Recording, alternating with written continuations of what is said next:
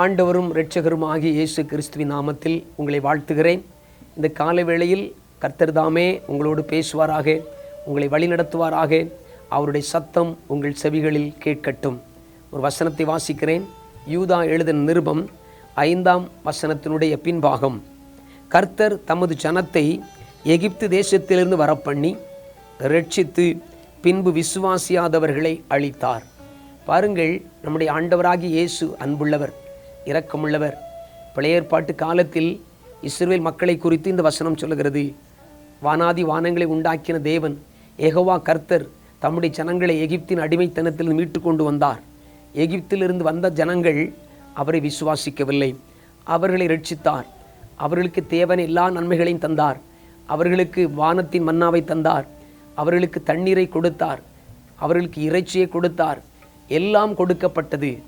ஆனால் ஜனங்களோ அவரை விசுவாசிக்கவில்லை. வசனம் தெளிவாக சொல்கிறது, விசுவாசியாதவர்களை தேவன் அழித்தார். ஆண்டவராகிய இயேசு கிறிஸ்துவை சில நேரங்களில் மாத்திரமல்ல, பல நேரங்களிலும் அவரை விசுவாசிக்க முடியவில்லை. ஏனென்றால் இந்த உலகம் நம்மை நெருக்குகிறது, சூழ்நிலைகள் நம்மை நெருக்குகிறது. விசுவாசிக்க முடியவில்லை, தைரியமில்லை. அநேக நேரத்தில் உடைந்து போகிறோம். ஆனால் ஆண்டவராகிய இயேசு கிறிஸ்து உண்மை உள்ளவராக இருக்கிறார். என்றைக்கு இந்த இயேசு உங்களை தேடி வந்து ரட்சித்தாரோ அந்த நாளிலிருந்து அவர் உங்களுக்காக கிரியை செய்து கொண்டிருக்கிறார்.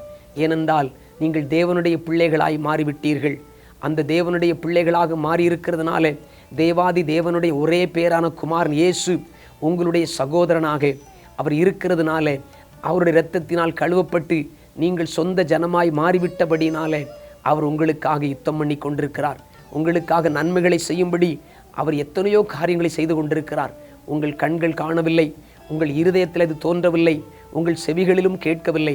ஆனால் அவர் உங்களுக்காக மகா பெரிய மேன்மையான காரியங்களை செய்து கொண்டிருக்கிறார். ஆனபடியினாலே உங்களை இரட்சித்த ஆண்டவரை, உங்களுக்காக யாவையும் செய்து முடித்து கொண்டிருக்கிற கர்த்தரை நீங்கள் விசுவாசியுங்கள். பின்மாற்றத்தில் போவதற்கான சூழ்நிலைகள் வந்தாலும் ஆண்டவரே நான் இதோ இருக்கிறேன் என்று அவரிடத்தில் ஓடி வந்து விடுங்கள். அவருடைய வசனங்களை வாசியுங்கள், அவருடைய முகத்தை தேடுங்கள், அவருடைய சமூகத்தில் போய் அவரை ஆராதியுங்கள், அவரை ஸ்தோத்தரியுங்கள். அவருடைய ஆலயத்தில் போய் தம்முடைய பிள்ளைகளோடு சேர்ந்து அவரை ஆராதியுங்கள். கர்த்தர் உங்களோடு பேசுவார், உங்களை நிலைநிறுத்துவார், உங்கள் விசுவாசம் உறுதிப்படும். நிச்சயமாகவே நீங்கள் வருகிற நாட்களில் மேன்மைப்படுத்தப்படுவீர்கள். உங்கள் மூலமாய் அவருடைய நாம மகிமைப்படும்.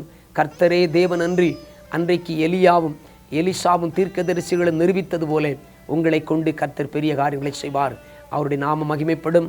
அதன் மூலமாய் நீங்களும் உங்கள் குடும்பமும் ஆசீர்வதிக்கப்படுவீர்கள். விசுவாசித்தேன், ஆகையால் பேசுகிறேன். ஆமேன், ஆமேன்.